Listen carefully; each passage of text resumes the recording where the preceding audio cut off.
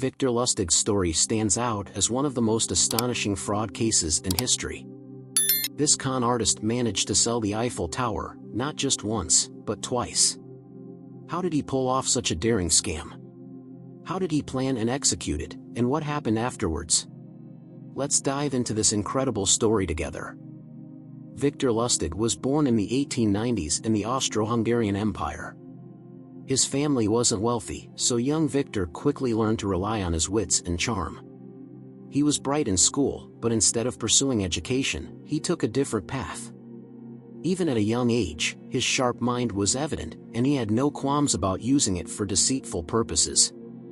As a young man, Victor started his criminal career with small scams. His first major con took place on transatlantic ocean liners, where he used his charm and intelligence to swindle unsuspecting passengers in poker games. Lustig was always one step ahead, and this propelled him towards bigger targets. Victor's initial big success came from selling a device he called the money box during his transatlantic voyages. This machine supposedly turned plain paper into genuine banknotes. It was convincing enough to fool his victims until Lustig was long gone, leaving them to discover the deception too late. Lustig's criminal career wasn't confined to America. In the 1920s, he returned to Europe, where he orchestrated even more ambitious scams. He operated in major cities like Paris, London, and Vienna, using fake identities to deceive wealthy businessmen and investors. His greatest con, however, took place in Paris in 1925. Victor Lustig's most famous scam was selling the Eiffel Tower. In 1925, rumors spread that the Eiffel Tower was to be dismantled due to high maintenance costs. Seizing this opportunity, Lustig forged a series of government documents and set out to convince Parisian scrap metal dealers that they could buy the iconic landmark. Victor held meetings with a group of businessmen, presenting fake documents and spinning an elaborate story about the Eiffel Tower's costly upkeep and the government's decision to sell it as scrap. The businessmen were eager for such a unique opportunity, and Lustig's meticulous planning paid off. In a luxury Paris hotel, Victor conducted secret meetings with potential buyers. He claimed the sale was confidential to avoid public outcry. Ultimately, a businessman named André Poisson fell for Lustig's story and paid a substantial sum to purchase the Eiffel Tower. After completing the sale, Lustig quickly fled Paris. Poisson, realizing he had been conned, was too embarrassed to go to the police, which delayed the exposure of Lustig's scheme. Emboldened by his success, Lustig decided to attempt the same con again. With renewed confidence, he set out to find new victims, but this time, things didn't go as smoothly. In his second attempt, Lustig tried to repeat the scam using the same tactics. However, the new potential buyers were more cautious and eventually reported him to the authorities. Lustig managed to escape before the scam could be completed.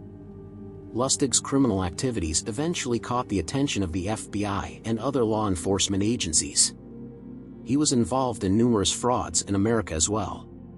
One of his most notorious cons involved tricking the infamous gangster Al Capone. Lustig convinced Capone to let him hold $50,000 for 2 months. When he returned the money untouched, he gained Capone's trust, and then borrowed $5,000, which he never repaid. Victor Lustig's ability to deceive even someone as dangerous as Al Capone showcases his exceptional skill as a con artist. But his story doesn't end there. He continued to use fake identities, forged documents, and various schemes to amass a fortune through smaller cons as well. In the early 1930s, Lustig returned to America and embarked on a new venture, counterfeiting. He produced high-quality counterfeit dollars, exploiting the economic turmoil of the Great Depression.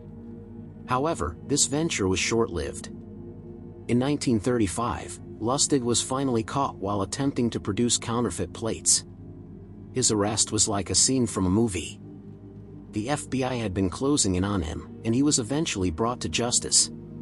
Lustig was found guilty and sentenced to Alcatraz, one of the most secure prisons of the time. He spent the rest of his life there, dying of pneumonia in 1947. Victor Lustig's story exemplifies how intelligence and daring can be misused for nefarious purposes. However, every criminal's tale eventually comes to an end, and justice prevails.